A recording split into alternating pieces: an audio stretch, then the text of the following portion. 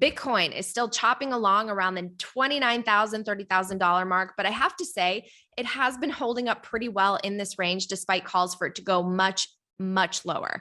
It feels like everybody is bearish right now as the Fed tries to navigate this quote softish landing, which is feeling pretty turbulent. And I know we've talked about it on the show before, but I think it's really worth mentioning that when you zoom out, Bitcoin is still up more than 300% since March 2020, and it is not down as far in this correction as some traditional stocks and investments. People who chose to save in Bitcoin over the last 2 years, they now have about 3 times as much as those who just held the S&P 500.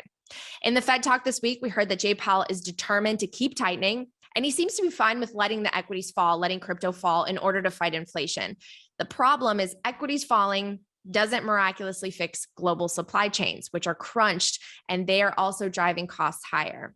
Remember that in the past, he said a 75 basis point hike is off the table, but another 50 basis point hike is really just around the corner in June.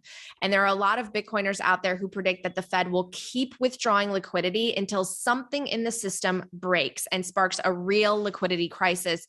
At which point, I think we can all agree it's likely they will print because that's what they've done in response to every other crisis. So I personally don't see a bottom happening yet. I don't think the bottom is in. I am expecting more volatility across the board. And I'm also watching the bond market closely here to see if there's any shift there that prompts a reversal, which I actually think will happen before the Fed moves, just like it did before the official tightening.